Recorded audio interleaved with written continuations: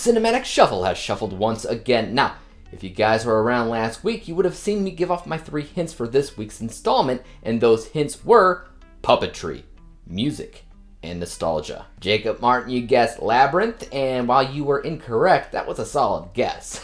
So I added that to the shuffling list for a future cinematic shuffle review, so maybe soon I'll get around to that. Mr. Sticky, you got it halfway right when you asked if it was some Muppets movie, and it was, but you weren't specific.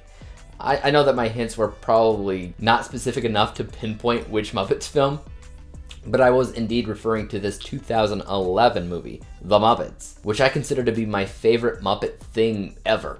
Second would probably be Muppets Treasure Island. Third, I don't know, maybe Christmas Carol. I'm not sure. It's been forever since I've seen any of them, so let's get cracking. The Muppets ultimately follows around Walter, a lifelong fan of the Muppet Show, and one day aspires to meet Kermit and all the rest of the gang. But when he discovers that the Muppet studio has long been abandoned and an oil tycoon plans to demolish the place to dig for oil, he, with his brother's help, plans to help band the Muppets back together and create a show to win $10 million to keep their studio and help the name of the Muppets live on. Before I go on with my review, make sure that you head over to my Twitter handle at IAMDWG to make sure that you don't miss out when I give off my 3 hints for the next Cinematic Shuffle review. I usually do that on Wednesdays on Twitter, and then sometime before Monday, I try to do the same thing as a YouTube short. But let's go ahead and go on with my review of The Muppets. In general, I like to look at this film as my favorite Muppet thing. As a general rule, I did kind of grow up watching The Muppets.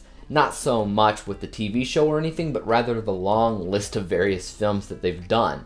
I've had a lot of fun with the Treasure Island one, like I've said before, but it wasn't until this film that I've had the most fun with the Muppets branded film. And it appears that I'm not the only one. In a weird way, I feel like it did what the fictional characters set out to do in the movie, and it revamped the name of the Muppets. And ever since 2011, I've seen more and more Muppets things. More TV shows, more movies, and what always seems to be the case nowadays is that they borrow from the same meta humor idea seen in this movie. It's no surprise. That's what makes this film feel unique and different and as fun as it is. There's a lot of fourth wall breaking, there's a lot of meta humor going on, and I really think of it as a true family film, meaning that it has enough in there to quell bored children and adults alike. The music is also pretty good, with 2 really catchy tunes like Life's a Happy Song and Man or a Muppet, and also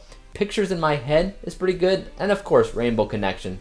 That's always fantastic. The performances all around are decent, they're funny, and basically anything that you would expect from the Muppets. The fact that they kidnapped Jack Black to be their host, hilarious. But if I had to pick out a negative here, it would simply be the humans, of course. There's always been a little bit of a disconnect when it came down to Muppets and humans in this type of movie. Jason Segel and Amy Adams are naturally just really bubbly and innocent type of actors, so they fit in as almost Muppets themselves.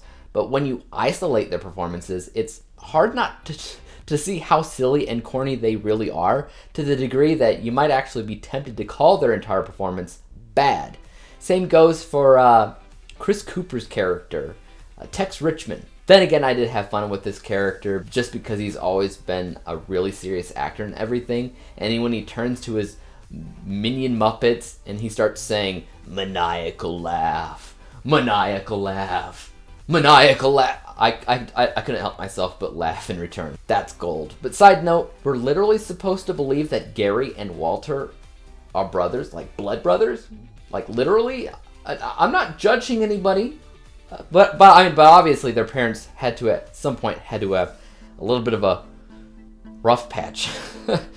Just saying. Let's go ahead and break down what I scored The Muppets, which was an A- letter grade. Final overall score of 87%. 87 out of 100 possible stars.